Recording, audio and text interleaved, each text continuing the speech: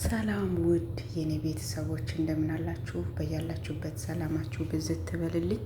ለዚህ ቻናል ቤተሰብ ያልሆናችሁት ላይክ፣ ሰብስክራይብ እንዲሁም የደውሏን ምልክት በመጫን ቤተሰብ ሁኑ። ቤተሰብ የሆናችሁት ቪዲዮን ጨርሳችሁ በማየት ሀሳብ አስተያየታችሁን ኮሜንት ስር በማስቀመጥ አበረታቱኝ።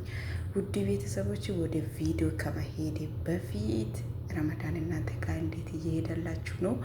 እኔ ጋር እግዚአብሔር ይመስገን ድካሙ እንቅልፍ ማጣቱ እንዳለ ሆኖ ጥሩ እየሄደልኝ ነው። ተመስገን ነው። ዛሬ 11ኛ ቀን ላይ ደርሰናል። እናንተ እየበረታችሁ ነው፣ እየበላችሁ እየጠጣችሁ እየጎበዛችሁ ነው። በተለይ የማዳም ቅመሞች ውድ ቤተሰቦች ዛሬ እንደምትመለከቱት መርጉጋ ቀለል ያለ መርጉጋ ነው የሚሰራው። እንግዲህ መርጉጋ እንደምታውቁት በተለያዩ አይነቶች ሊሰራ ይችላል። በበሬ ስጋ፣ በበግ ስጋ፣ በፍየል ስጋ፣ በዶሮ፣ በግመል በተለያዩ አይነት ይሰራል። ዛሬ ግን እኔ የሰራሁት የኩድራ ወይም የአታክልት መርጉጋ ነው። እንከታተል።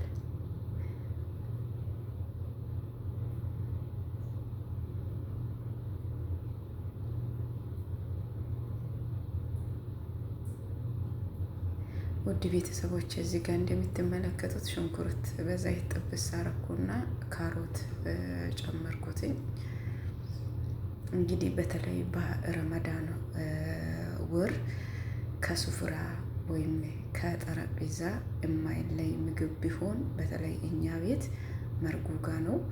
ልጆቹን በጣም የሚወዱት በርበሬ ሳይበዛ ቃሪያ ሳይበዛ ስለምሰራላቸው በጣም ወዶ ነው የሚበሉት። በተለያዩ አይነት እሰራላቸዋለሁኝ። እንግዲህ ካሮትና ሽንኩርት ዘይት አንድ ላይ ጥብስ ካረኩ በኋላ ነጭ ሽንኩርትና ዝንጅቤል አንድ ላይ የፈጩትን ጨመርኩትኝ። እኔ ብዙ ጊዜ ነጭ ሽንኩርትና ዝንጅቤል ለወር ለ15 ቀን ለ3 ሳምንት የሚሆን አንድ ላይ ፈጭቼ ነው የሚያስቀምጠውና እንግዲህ ትንሽ ከጠበስኩ በኋላ የቤት ውስጥ ያላችሁን ቅመም እዚህ ጋር ማጂ፣ ኮርኮም ማለት እርድ፣ የአረብ ፓውደር ቤት ውስጥ ያላችሁን ነው መጨመር የምትችሉት። እኔም የቤት ውስጥ ያለኝን ቅመማ ቅመሞች ጨምሬ ያለውኝ አንድ ላይ ጥብስ አረጋለሁኝ። ውድ ቤተሰቦቼ እዚህ ጋር በመሀል ልጆቹ ስለመጡብኝ መቅረጽ አልቻልኩም። ቲማቲም ጨምሬ ያለውኝ ፍሬሽ ቲማቲም። እሱ በደንብ ጥብስ ካለ በኋላ ነው የቲማቲም ድልህ ወይም የቲማቲም ሶስ የጨመርኩትኝ። እሱንም አንድ ላይ ጨምሬ በደንብ ጥብስ አረጋለሁኝ።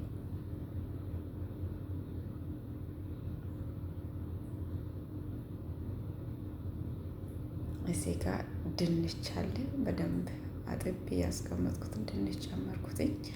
ያው ብዙ ጊዜ በረመዳን ወቅት አንድ አይነት ምግብ አይሰራም። ከሳምቡሳ ጌማት አለ፣ ሩዝ አለ፣ ሾርባ አለ፣ ብዙ ምግብ በቃ እኔ የተለያዩ ፒዛ ሰራለሁ፣ መገስገስ ሰራለሁ፣ ፈታየር ይሰራለሁ። የተለያዩ አይነቶችን ስለሚሰራ ይሄን አይል አንድ አይነት ምግብ አላበዛም ማለት የሰዎችን ጸባይ ማለት የሚበሉትን ምን አይል እንደሚበሉትን በደንብ ስለማቅ በልኩ ነው እንድደፋም ስለማልፈልግ የሚሰራው። እዚህ ጋር የጨመርኩትኝ ኩሳ ነው። ኩሳ ዱባኗ በእኛ ኩሳ ጨመርኩትኝ። እሱንም ጨምሬ በደንብ አቁራላለሁኝ። በመቀጠል ደግሞ እዚህ ጋር በትንጃን ነው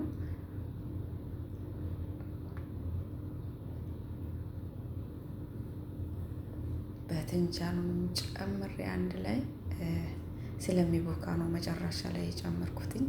በትንጃን ቶሎ የመቡካት እንትን አለውና መጨረሻ ላይ ነው። እኔ ሳሎናም ስሰራ በትንጃን መጨረሻ ላይ ነው የሚጨምረው። ይቦካል፣ ቆዳው ብቻ ነው የሚቀረው።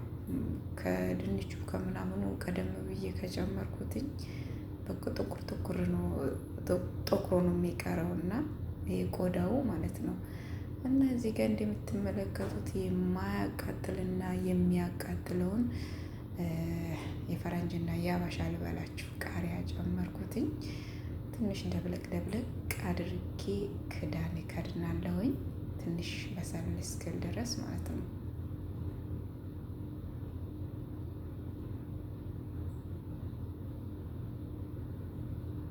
እንደምትመለከቱት ውሃ ከልሽ ያለው ከጎን እንዲሞቅ አስቀምጬ ሞቆልኝ ትንሽ ውሃ ጨመርኩትኝ።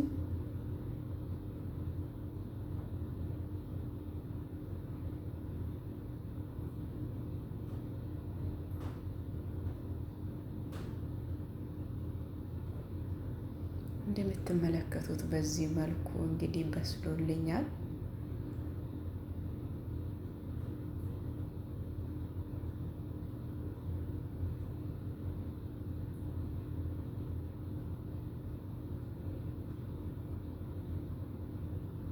በደንብ ውሃ መጠጥ አላደረገም። ምክንያቱም ያው የመርጉ ቂጣ ነው የሚጨምረው።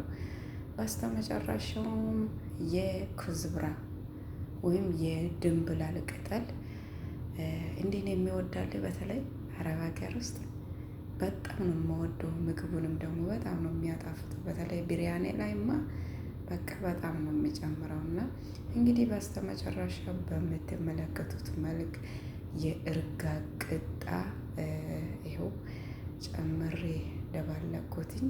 እግዚአብሔር ይመስገን። በፊት የነበርኩበት ቦታ ይህንን እርጋግ በየቀኑ ነበር የሚጠፈጥፈው። እዚህ ቤት ሲያስፈልግ ይገዛል እንጂ የቤት ውስጥ አልጋግርም። እንግዲህ ቀዝቀዝ ካለ በኋላ ነው እንዳይቦካባችሁ ቂጣውን ትጨምራላችሁ ማለት ነው። ውድ ቤተሰቦች ቪዲዮን ጨረሳችሁ በማየት ሀሳባችሁን አስቀምጡልኝ። በሌላ ቪዲዮ እስከምንገናኝ ሰላም ከእናንተ ጋር ይሁን። እወዳችኋለሁ። በጣም ነው የማከብራችሁ።